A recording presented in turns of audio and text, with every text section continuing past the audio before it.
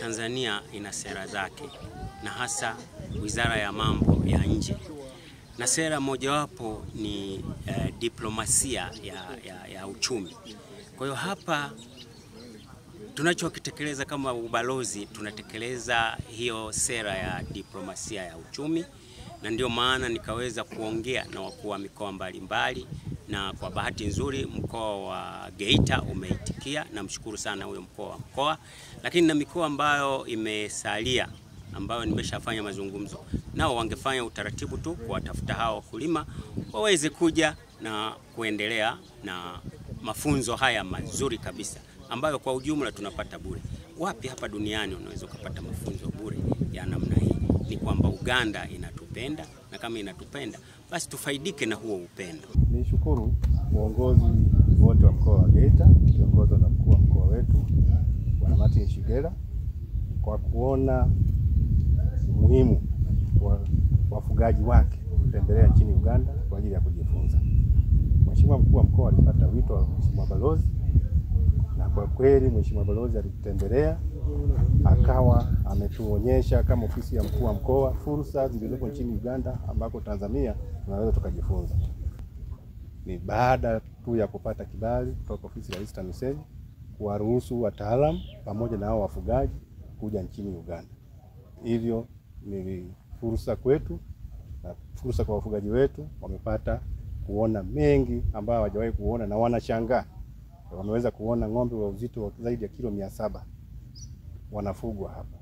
Kwa hiyo naamini baada ya kupata hii elimu wataiga, hawatatoka bure, wataiga, watajifunza, watatuletea hiyo elimu pale nyumbani kwetu Tanzania, na wataboresha uchumi wao kwa ujumla wake.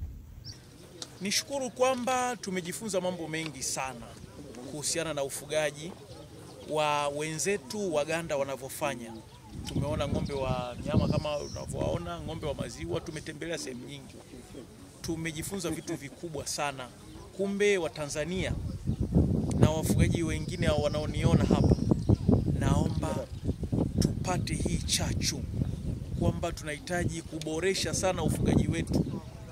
Nimejifunza mfugaji sio maskini, ni mtu wa kuthaminiwa sana, anayeweza kukuza uchumi wa nchi. Tumejifunza jinsi tunavyoona kama ng'ombe wanavyoonekana hapa. Hawa ni ng'ombe aina ya Sahiwal ambao tumewaona kwa muda kama wa mwaka mmoja na nusu.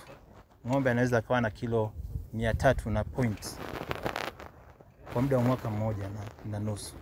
Na zaidi tukiona wengine pia wako pale wakubwa zaidi, wana kilo mpaka 700. Sasa tunaona ni fursa kwetu sisi, kwa maana kwamba kilo 700 kwa kilo tu sasa hivi ni kama kilo ni shilingi 10,100. Sasa kwa 11,000, kwa maana kwamba ukifanya calculation za haraka, ina maana tunaongelea milioni 7 na point kwa ng'ombe wa Sahiwal mmoja ambaye amemaliza miaka 3 mpaka 4.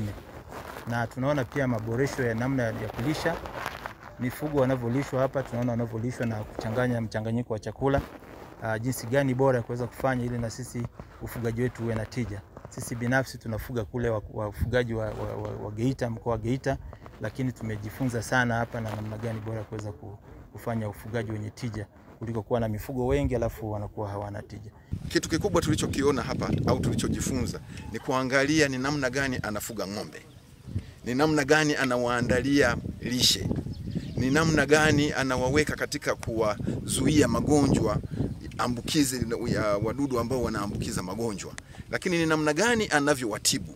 Mpaka ametueleza kwa undani kabisa kwamba kwa kuzuia hiyo ameanzisha kiwanda cha kwake ambacho sasa kinaweza kikatoa madawa, kikatibu ng'ombe wake, lakini pia akapata kipato kingine kwa kuuza kwa wafugaji wengine.